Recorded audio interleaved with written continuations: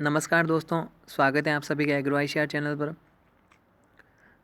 आज हम पढ़ेंगे ज्वार के बारे में। तो दोस्तों, अगर आप सभी को पीडीएफ फॉर्मेट में फाइलें चाहिए जो भी हम इन वीडियोज़ में पढ़ रहे हैं, तो वो फाइलें डाउनलोड करने के लिए आप हमारे टेलीग्राम ऐप को ज्वाइन कर लीजिए। तो वहाँ से आप सारी फाइलें हैं वो डाउनलोड कर सकते हो और वहाँ पे सारी फाइलें अवेलेबल भी है। और ये ज्वार जो हम पढ़ रहे हैं आज, ये भी अवेलेबल करवा दी जाएगी। तो डिस्क्रिप्शन में लिंक दे दिया जाएगा, तो वहाँ से आप है वो हमारे चैनल को ज्वाइन कर सकते हो और पीडीएफ फॉर्मेट में फाइलें भी प्राप्त कर सकते हो। पहला क्वेश्चन है, ज्वार का वानस्पतिक नाम है। तो ज्वार का वानस्पतिक नाम है सोरगम बाइकलर। और जो अरेकिस हाइपोजिया है ये मूंगफली का बॉटनिकल नेम है। और जो होडियम वल्गेर है ये जौ का बॉटनिकल नेम है। और जो ग्लाइसिन मैक्स है ये सोयाबीन का बॉटनिकल नेम है। ज्वार किस कुल से संबंधित है? तो जो ज्वार है वो ग्रेमिनी कुल से संबंधित है। और ग्रेमिनी को पोएसी भी कहते हैं और घास कुल के नाम से भी ग्रेमिनी कुल को जाना जाता है। और जो लेग्यूमिनेसी कुल है इसमें दलहनी फसलें आती है। और जो चिनोफोडिएसी कुल है, इस चिनोफोडिएसी कुल में सुकंदर आता है। सुकंदर चिनोफोडिएसी कुल से संबंधित है। और जो कॉर्नवोल्वुलेसी ये कुल है ये शकरकंद का है। थोड़ा अजीब है नाम तो, लेकिन ये शकरकंद का कुल है।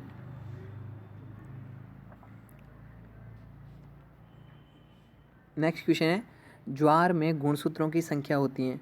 तो ज्वार के अंदर गुणसूत्रों की संख्या है वो 20 होती हैं। और बाजरा और जौ के अंदर है वो 14 होती हैं। ज्वार है तो इनमें अपने ऑप्शन में से चूज़ करना है कि कौन सा कथन है जो ज्वार के लिए सही है। तो ज्वार एक सीड पौधा भी है और ये बहुधा पर परागित फसल है, यानी कि क्रॉस पॉलिनेटेड क्रॉप है। और ये एक्सहॉस्टिव क्रॉप है। एक्सहॉस्टिव का मतलब होता है कि भूमि से बहुत ज़्यादा है वो पोषक तत्वों का अवशोषण करती है, जिससे मृदा है वो बंजर हो जाती है। तो अगर ज्वार की अपन फसल लेते हैं उसके बाद कोई भी अपन फसल बोते हैं तो उसके लिए वो 20% अधिक है वो नत्रजन या फिर नाइट्रोजन अपन काम में लेते हैं। जो भी फसल अपन ज्वार के बाद बोते हैं तो उस फसल के लिए जितना भी नाइट्रोजन चाहिए उससे 20% है वो एक्स्ट्रा देना पड़ता है अपने को।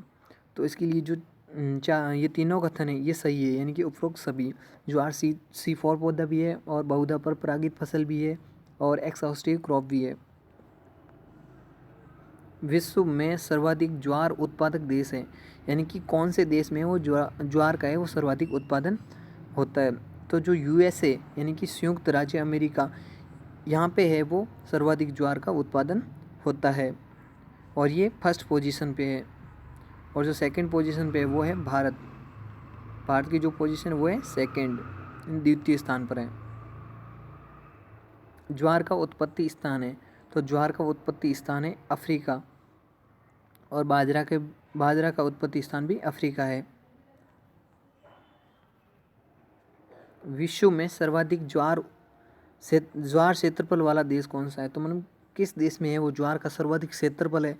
तो भारत के अंदर है वो ज्वार का सर्वाधिक क्षेत्रफल है, लेकिन USA के अंदर है वो ज्वार का सर्वाधिक उत्पादन होता है।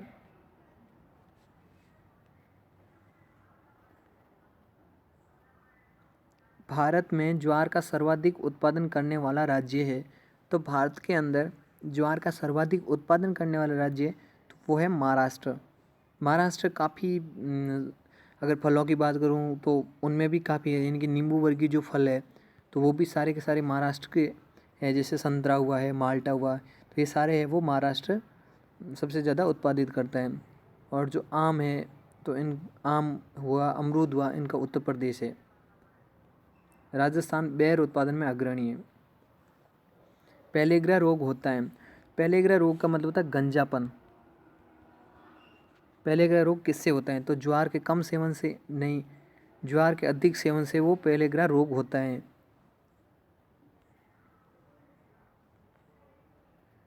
ज्वार में पाया जाने वाला हानिकारक रसायन है। तो ज्वार के अंदर जो हानिकारक रसायन पाया जाता है, अगर जनरली अपन देखते हैं तो सीधे SCN कर देते, आगे का ऑप्शन अपन पढ़ते ही नहीं है।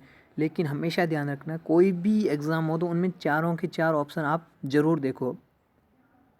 जैसे SCN है, SCN कोई धुरीन या फिर घुरीन भी लिखा हुआ आता है, आपको कहीं पे घुरीन मिल जाएगा, कहीं पे धुरीन मिल जाएगा। और प्रूसिक अम्ल भी कहते हैं, यानी कि उपरोक्त सभी, यानी कि जो ज्वार में हानिकारक रसायन पाए जाते हैं उसे एससीएन भी कहते हैं, धुरीन भी कहते हैं, और प्रूसिक अम्ल भी कहते हैं, यानी कि उपरोक्त सभी। ज़्यादातर अपन देखते हैं कि हाँ ज्वार में एससीएन पाया जाता है, एससीएन पाया जाता है, एससीएन पाया जाता है, तो वो पाया जाता है, लेकिन इन्हीं को एससीएन को धुरीन कहते हैं और प्रूसिक अम्ल भी इसे कहते हैं। तो आप हमेशा ध्यान रखिए कि चारों ही ऑप्शन जरूर पढ़िए। ज्वार के लिए सही कथन है, तो ज्वार के पुष्पक्रम को पेनिकल कहते हैं। ज्वार का जो दाना या फल प्रकार है उसे कैरियोप्सिस कहते हैं। ज्वार उत्पादन में भारत का स्थान द्वितीय है, हाँ सही है। उपरोक्त सभी, यानी कि जो ये चारों के चार तीनों ही कथन है ये ज्वार के लिए सही है।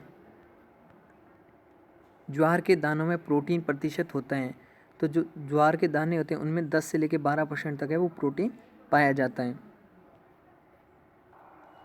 नेक्स्ट क्वेश्चन है, ज्वार की प्रोटीन में लाइसिन की मात्रा होती है, तो जो ज्वार में जो प्रोटीन होती है तो वो लाइसिन, तो उस प्रोटीन में लाइसिन की कितनी मात्रा होती है, तो लाइसिन की मात्रा होती है 5.5 से लेकर 17% तक है वो लाइसिन की मात्रा होती है, लेकिन कहीं पर आपको 4 से लेकर 17% तक भी मिल जाएगा, यानी कि इसकी जो रेंज है वो 5 से लेकर 17 तक है इसकी रेंज है, यानी कि 17 से वो 18 भी दे सकता है अपने को, और 5 बताए तो 5 की जगह 4 भी दे सकता है, मतलब यानी कि रेंज होती है इसकी जो 4 से लेकर 17 के बीच तक है। और प्रोटीन में, ज्वार की प्रोटीन में लाइसिन की मात्रा पाई जाती है, और इसी लाइसिन के कारण है वो पेलेग्रा या फिर गंजापन रोग होता है। एससीएन या फिर प्रूसिक अम्ल की कितने प्रतिशत मात्रा पशुओं को मार देती है, यानी कि जो पशु होते हैं ना उनमें अगर एससीएन की कितनी मात्रा है वो शरीर में प्रवेश कर जाती है तो जिससे पशु की मृत्यु हो जाती है। तो 0.5% अगर प्रूसिक अम्ल की मात्रा पशु खा लेता है तो उसकी मृत्यु हो जाती है। और जो ये एससीएन है, प्रूसिक अम्ल है, ये पौधा छोटी अवस्था में होता है ना, तो उस अवस्था में वो सर्वाधिक पाया जाता है। ज्वार की सामान्य बुआई हेतु बीज दर काम में लेते हैं, तो ज्वार की सामान्य बुआई हेतु बीज दर काम में लेते हैं 10 से लेकर 15 kg पर हेक्टेयर तक। अगर चारे के लिए है वो इस ज्वार की बुआई करते हैं तो ये 30 से लेके 35 kg तक है वो काम में लेते हैं।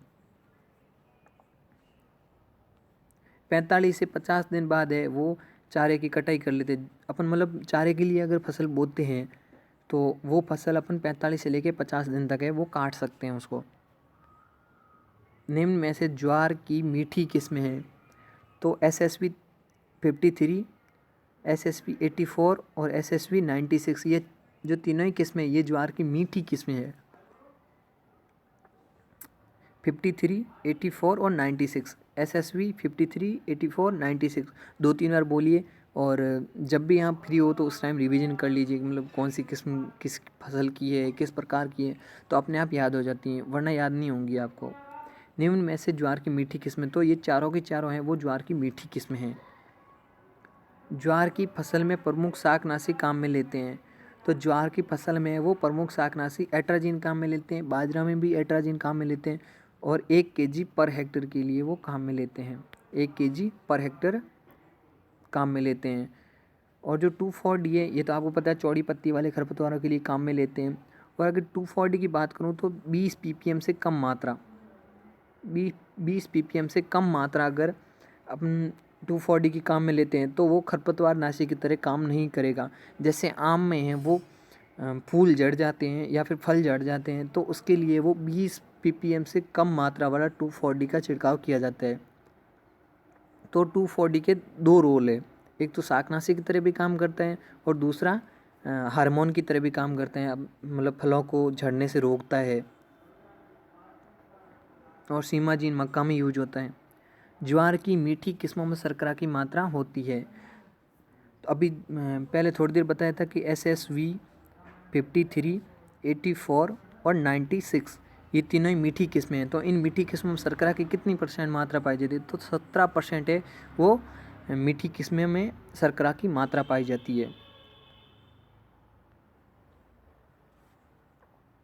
नेक्स्ट क्वेश्चन है, ज्वार का पौधा है, तो ज्वार का पौधा क्या है, तो ज्वार एक मोटे अनाजों वाला राजा है, यानी कि ज्वार है वो मोटे अनाजों में राजा है। और अब अल्प प्रकाश पेशी यानी कि कम प्रकाश की आवश्यकता होती है। दीर्घ प्रकाश पेशी पौधा नहीं है, यानी कि 1 और 2 दोनों ऑप्शन में, ये दोनों ऑप्शन है वो सही है, पहला और दूसरा ऑप्शन है वो सही है। इनकी मोटे अनाजों में राज्य है ज्वार और अल्प प्रकाशपेशी पौधा है। ज्वार को कैमल क्रॉप क्यों कहते हैं? तो ज्वार को कैमल क्रॉप कहने का कारण है कि लंबी सूखा अवधि को सहन कर लेता है। जैसे ऊँट होता है, तो कैमल का मतलब ऊँट हो गया, यानी कि जो ऊँट होता है वो लंबे समय तक है वो बिना पानी के रह सकता है। तो उसी तरह है वो ज्वार है वो भी लंबी अवधि तक बिना पानी के रह सकती हैं। तो जिस प्रकार ऊँट रह सकते हैं उसी प्रकार ये फसल भी रह सकती है। और कम पानी की आवश्यकता नहीं होती, इसको काफ़ी पानी की आवश्यकता होती है। यानी कि इसके लिए 400 से लेकर 700 mm तक, यानी कि 40 से लेकर 70 सेंटीमीटर पानी की आवश्यकता होती है। नेक्स्ट क्वेश्चन है, ज्वार का प्रमुख कीट है। तो ज्वार का प्रमुख कीट है तना मक्खी। तना मक्खी वो ज्वार का प्रमुख कीट है। वैसे कातरा, दीमक और सफ़ेद लट तीनों का भी प्रकोप होता है, लेकिन जो प्रमुख कीट है वो तना मक्खी है। और तना मक्खी के कारण ही इसमें डेड हर्ट या फिर इसे कह सकते हैं मृत टिश्यू,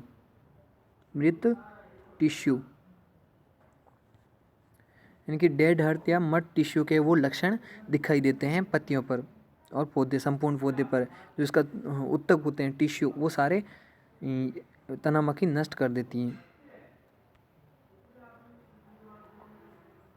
और जो तना मक्खी है, इस तना मक्खी के निदान के लिए वो फोरेट 10 kg या फिर थीमेट का प्रयोग करते हैं।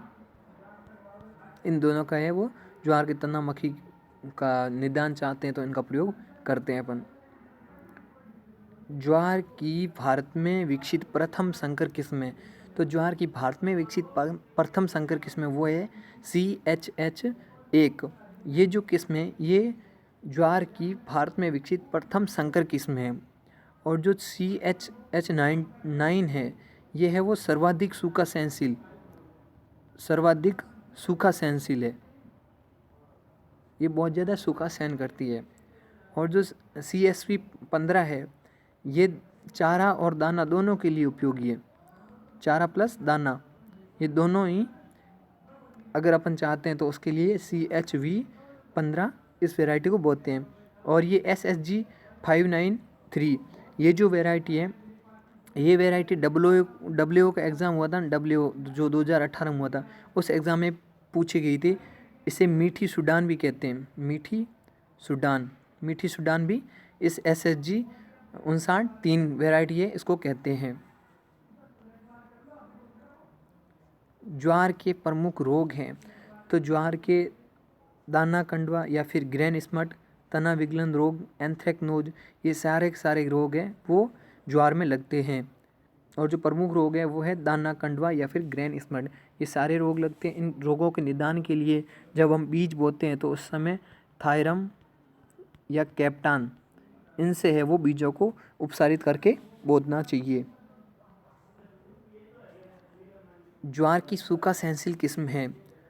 तो जो ज्वार की सूखा सहनशील किस्म है वो है SPV96। ये है वो सूखा सहनशील किस्म है। और जो SSG888 जो वैरायटी है ये चारे हेतु उपयोगी है। और जो M351 ये एक वैरायटी है, ये वैरायटी रबी में भी चारे के लिए उपयोगी है। रबी में अगर चारा चाहते हैं तो उस कंडीशन में इसको ये वो बुआई कर सकते हैं। और अगर किस्में अभी नॉर्मली जनरली सारी किस्में मैं बता देता हूँ यहाँ पे, ये सीरीज याद रखना। CHH 1 2 3 4 5 6 तक कंटिन्यू, 9 10 कंटिन्यू, 13 14 कंटिन्यू। यानी कि यहाँ पे बीच में जो है वो छोड़नी है 2 इधर अपन छोड़ दी 7 और 8 छोड़ दी, और इधर अपने छोड़ दिए 11 और 12, यानी कि 2 वैरायटियाँ छोड़ दी है। यानी कि कंटिन्यू है 14 तक, लेकिन 6 और 9 के बीच में छोड़ना है और 10 और 13 के बीच में छोड़ना है। तो 1 2 3 4 5 6 9 10 13 14 ये सारी की सारी है वो वैरायटी ज्वार की है। लेकिन आपको इनकी जो विशेषताएँ हैं वो मैंने पहले बता दी है भाई, कौन सी किस्म की क्या विशेषताएँ हैं। ये सर्वाधिक सूखा सहनशील है, मतलब जो भी थी वो मैंने बता दी। और जो ये है वो प्रथम संकर किस्म है। और जो SSV 53 88 और 94 ये वैरायटी ये मीठी है, ज्वार की मीठी किस्में हैं। तो ये भी याद रख लेना 53, 88 और 94 ये किस्में, और जो पीछे काफ़ी वैरायटी बता भी दी है। और जो ये है CSV1 ये है वो ज्वार की संकुल किस्म है, ज्वार की संकुल किस्म है, और ये आपको बता दी है चारा हेतु उपयोगी है। तो दोस्तों आज की वीडियो में इतना ही, मिलते हैं अगली वीडियो में, तब तक के लिए राम राम। और दोस्तों अगर PDF फॉर्मेट में अगर फाइलें चाहिए तो वो फाइलें आप टेलीग्राम ऐप से डाउनलोड कर सकते हो, उसके लिए लिंक डिस्क्रिप्शन में दे दिया गया है। थैंक यू दोस्तों वॉचिंग करने के लिए वीडियो को।